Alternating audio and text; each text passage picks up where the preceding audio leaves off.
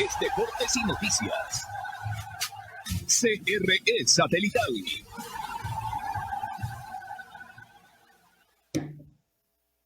El mundo del tenis se informa. KC Tenis, un programa donde se revisa la actividad tenística de la semana. KC Tenis, bajo la dirección y conducción de Kenny Castro González, por CRE Satelital, la frecuencia deportiva del país. Profesionalismo, credibilidad. CRE Noticias, primera emisión. Son las 6 de la mañana con 42 minutos. Le damos la bienvenida a nuestra invitada. Vamos a hacer su justa presentación. Ella es la abogada Amalia Fernández Salvador, abogada por la Universidad San Francisco de Quito, especialista en asuntos regulatorios de la Presidencia de la República del Ecuador, ¿no? Y parte del proyecto Comparative Reason in Latinoamérica y otros proyectos de investigación en el área de derecho constitucional. O sea, la persona precisa para conversar respecto a la consulta popular, no a las preguntas aprobadas, a la necesidad, Dios mío, porque entre las no aprobadas me parece que estaban las cosas más importantes, y a lo que yo considero, yo siempre soy fiel a lo que digo constantemente en el noticiero, a la ausencia de algunos temas dentro de la consulta popular. Pero bueno, vamos primero a lo que hay, a lo que está. Bienvenida, ¿cómo está, abogada Amalia Fernández, a CRE Satelital? Buenos días, Patricia. Buenos días a nuestros oyentes. Muchas gracias por la invitación y por abrirse a hablar sobre estos temas. Es fundamental, los ecuatorianos tenemos que interiorizar estos temas, comprenderlos a plenitud antes de acercarnos a votar, y son un poco complejos algunos, ¿no? Bueno, fueron 8 preguntas inicialmente, la Corte Constitucional aprobó 6, luego se agregaron 2 más, ¿no es cierto? Ya, decía yo, vamos primero a lo que hay. Vamos primero a las preguntas que han sido aprobadas, que si no me equivoco son la 2, la 3, la 4, la 5, la 7 y la 8. Ya, vamos a ver por acá para ir exactamente con las preguntas en orden. Vamos con la pregunta 2, ¿no? ¿Qué es lo que contiene la pregunta 2? Por acá estoy buscando el contenido de las preguntas, pero bueno, abogada, usted conoce a plenitud. La pregunta 2, ¿qué es lo que exactamente nos plantea? ¿Qué es lo que los ecuatorianos debemos, ya explicado por una abogada, lo que debemos de entender en este tema? Perfecto, Patricia. A ver, la extradición es la segunda pregunta. Se refiere a la extradición de nacionales por el cometimiento de crímenes organizados transnacionales. Entonces, lo que se busca es que los delincuentes involucrados con este crimen, que están involucrados con carteles extranjeros, por ejemplo, con el narcotráfico, sean llevados a una justicia extranjera, por ejemplo, la de Estados Unidos, y sean juzgados y condenados en ese país, cumplan su condena en ese país, por las repercusiones que tienen. Ya, ok. Eso a nosotros nos ayudaría, ¿cómo? Para evitar que el hacinamiento, para evitar que, ¿cómo nos ayudaría directamente? Bueno, nos va a ayudar de varias maneras. La primera es que vamos a sacar a los líderes de los carteles aquí, en estas organizaciones criminales que nos están atacando, les podríamos sacar del país. Hasta los involucrados, hasta los más chiquitos, pero no los narcotraficantes, digamos, de la calle, ¿no? Sino los grandes peces. Los podríamos sacar del país para que sean juzgados y nos escapen de la justicia. Entonces, así lucharíamos contra la impunidad y la ciudadanía se sentiría más segura porque estos líderes ya no estarían en el país para causarnos tanto daño. Antes que nada, le aclaro, me parece positivo, pero yo le pongo estos requerimientos para que nos lo explique, porque yo le podría decir, por ejemplo, eso implícitamente significa que no confiamos en nuestra justicia. O sea, estamos ya con eso aceptando que nosotros, usted dijo, para que no se escapen de la justicia.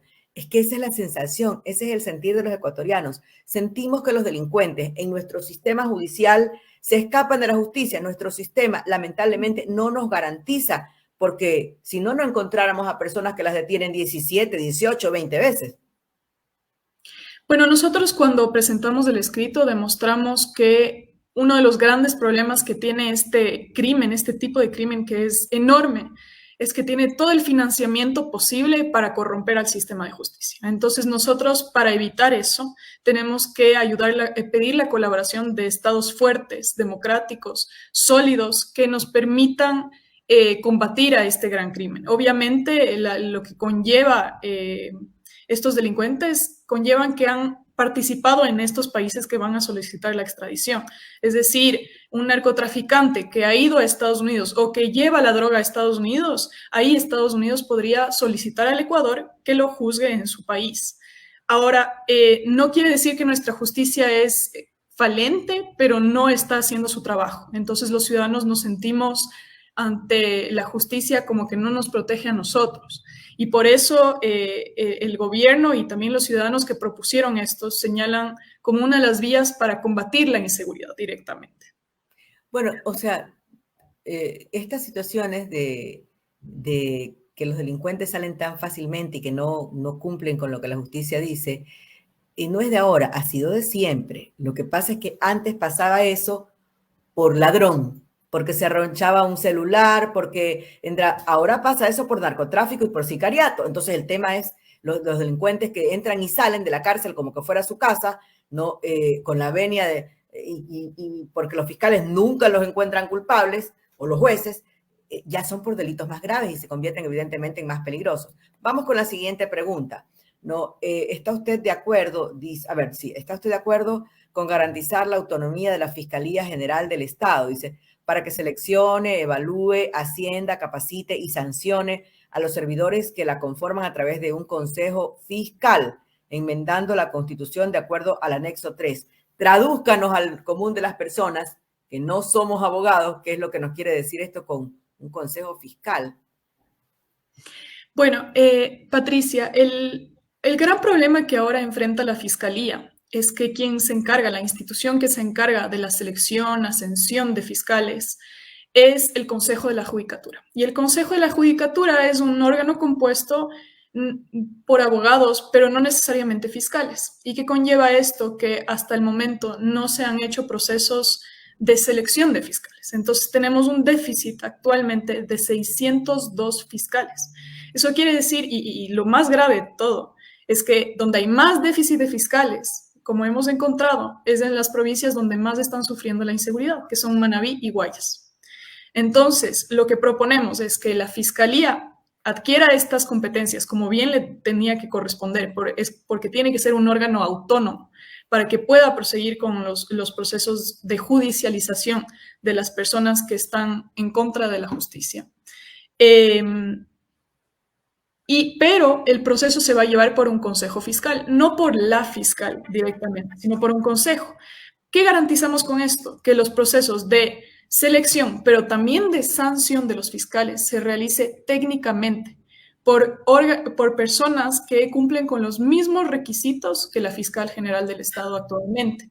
Esto también nos va a garantizar independencia de los fiscales de primer y segundo nivel, para que no sean sujetos a politizaciones de sus decisiones. Porque evitar que, por ejemplo, que estén por el Consejo de la Judicatura o que el fiscal general de la Nación sea una pugna en la Asamblea, ¿no es cierto? O sea, es decir, darle la elección a cualquiera de las instituciones que ya existen y que están lamentablemente contaminadas desde hace tanto tiempo, es no hacer nada. O sea, quitárselo al uno para dárselo al otro es no hacer nada.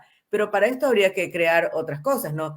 Hace rato que se habla, por ejemplo, de una escuela de jueces, de una escuela de fiscales, una escuela de magistrados. O sea, se necesitarían cosas complementarias para que esto pueda ser real. Interesante, pero esas reformas de las que usted mencionaba son legales. Entonces ahora lo que nosotros estamos creando es un marco constitucional sólido. Sí. Estamos reformando las estructuras constitucionales para que se vaya redirigiendo un sistema democrático como tenía que ser.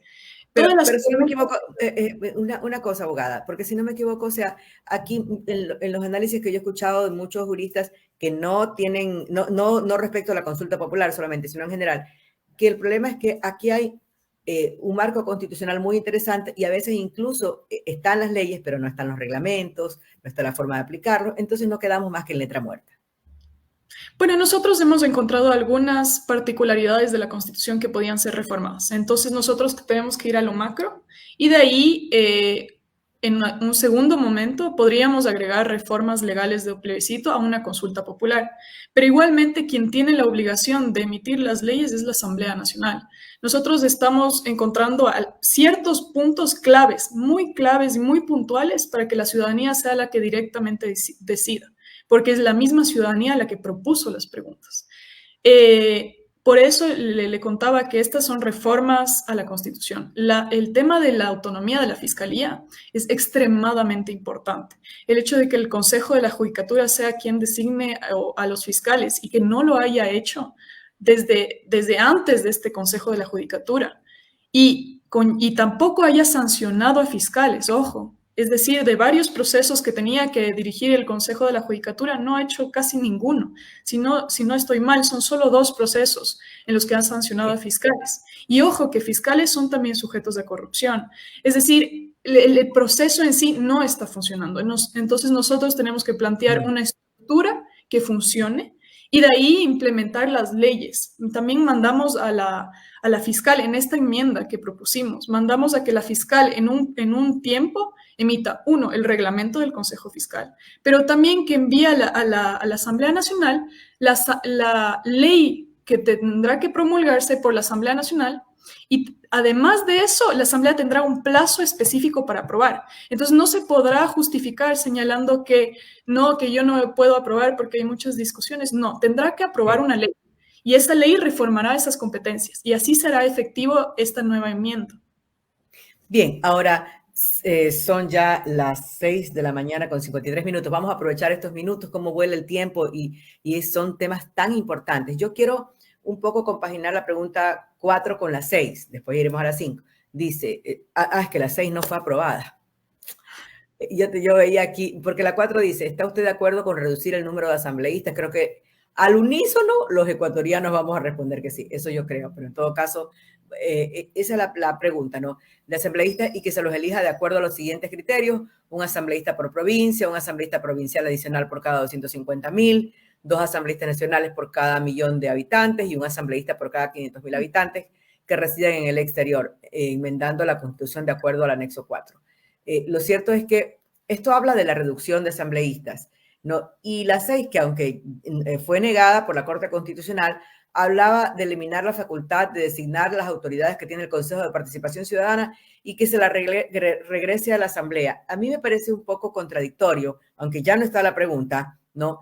Porque, o sea, por una parte, yo como ecuatoriana, estoy generalizando, digo, ¿no? Yo como ecuatoriano considero que deben de disminuirse la cantidad de asambleístas, porque no, la Asamblea hace rato, no esta, la anterior y la anterior, no ha dado pie con bola con lo que los ecuatorianos queremos.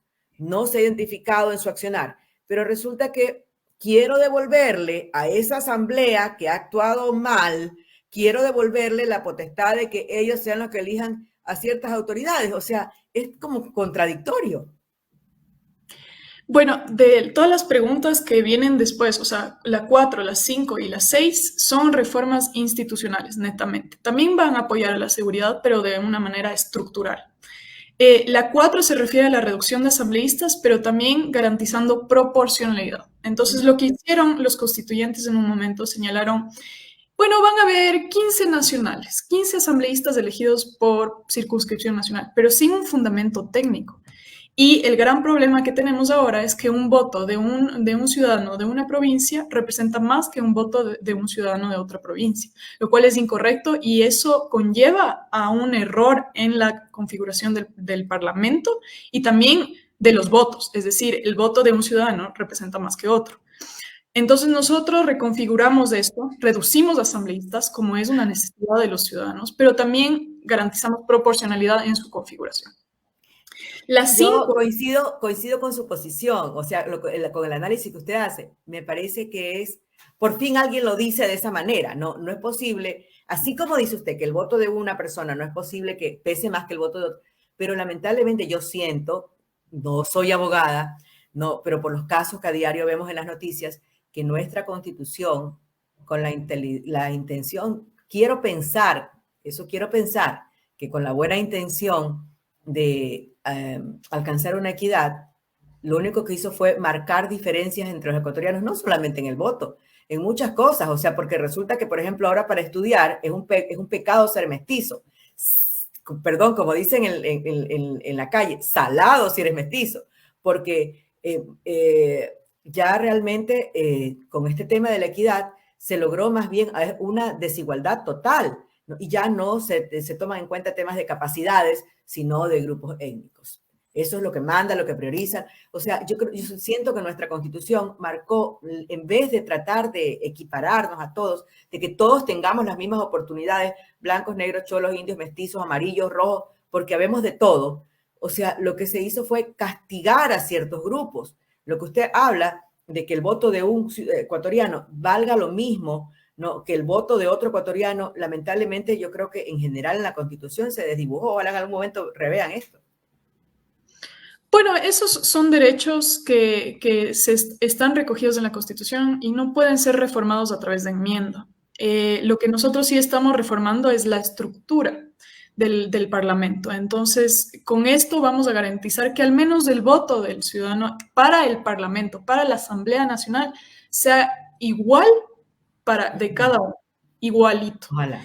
Más fortalecemos la representación nacional. El gran problema que tenemos ahora, o la situación que estamos encontrando ahora, es que los asambleístas nacionales, los que son elegidos por circunscripción nacional, es decir, todos votamos por ellos, son más matizados, es decir, toman decisiones con más cálculo. ¿Por qué? Porque no representan a todos los ecuatorianos. Y otros asambleístas provinciales, en cambio, tienen tendencia a favorecer más su provincia, pero no piensan en sentido nacional, a pesar de que la Constitución les ordena que sí. Y el problema tal vez de esto es que ciertas provincias se han visto renegadas en el voto del Parlamento. Pero de ahí venimos a la sexta pregunta. Y la quinta pregunta, perdón. La quinta pregunta reforma los movimientos políticos. Una reforma extremadamente importante que ningún político se ha encargado de hacerlo. Es decir, ningún político ha querido hacerlo. ¿Por qué? Porque le afecta a sus derechos. Ahora lo que se ha planteado es reducir los movimientos políticos. ¿Cómo? Simplemente para que cumplan la Constitución, porque lo que pasa con la ley es que ha creado una disyuntiva, podríamos decirlo, en que existen movimientos con una cantidad de afiliados o que son parte de estos movimientos, solo tienen una cantidad de 100 personas. Cuando un movimiento plantea candidatos, cuando un movimiento lleva a asambleístas a la Asamblea Nacional. Entonces nosotros planteamos reformar eso. Y de ahí, la siguiente pregunta que usted refería es la del Consejo de Participación Ciudadana. En un primer momento, la Corte Constitucional nos dijo que no procedía a través de enmienda, pero no el concepto del traslado de atribuciones del Consejo de Participación Ciudadana, sino el mecanismo de selección. Entonces, el presidente, escuchando una necesidad de toda la ciudadanía, porque se han planteado varias reformas en ese sentido, se ha querido votar en ese sentido por varios ciudadanos ante la Corte, ha planteado un nuevo mecanismo de selección y ahora estamos a la espera de que la Corte Constitucional nos acepte, ya que seguimos sus precedentes. Son las 7 en punto. Abogada, son las 7 en punto. Yo voy a hablar con Natalie para ver su agenda, porque no quiero que analicemos atropelladamente lo que nos falta de lo que está aprobado, lo que nos falta de las dos preguntas que se ha planteado y lo que yo considero que nos falta, porque yo no veo que se toque algo directamente, que vaya a la yugular en el tema de la corrupción, que fue un tema que el presidente habló en campaña. Entonces, la quisiera comprometer para tener un diálogo con su óptica, porque estamos haciendo esto con varios analistas, constitucionalistas, etcétera, un diálogo con su óptica la siguiente semana para concluir las otras preguntas, las que están aprobadas, parte de las que no fueron aprobadas, las nuevas que están propuestas y las que considero que faltan. Perfecto, Patricia, yo a las órdenes y gracias por la invitación. Ha sido un gusto y muy interesante el análisis, abogada Fernández. Nos vamos a una pausa porque ya son las 7 de la mañana con 1 minuto y regresamos con más.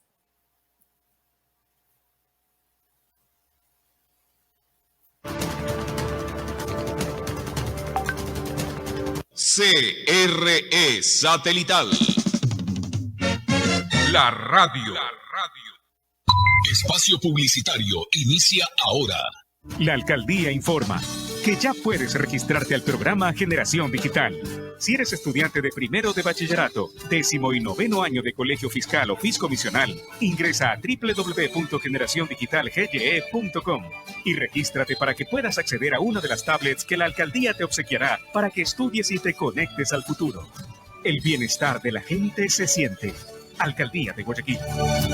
Autorización número 609. CNE, elecciones 2023. Si la placa de tu vehículo termina en 9, recuerda realizar su revisión técnica vehicular durante todo octubre. Paga la matrícula. Separa un turno en el Centro de Matriculación Norte, vía Daule o Sur, en la avenida 25 de Julio. Todas las placas terminadas en 9 realizan su revisión en octubre. ATM, trabaja por tu movilidad. Autorización número 682. CNE, elecciones 2023. La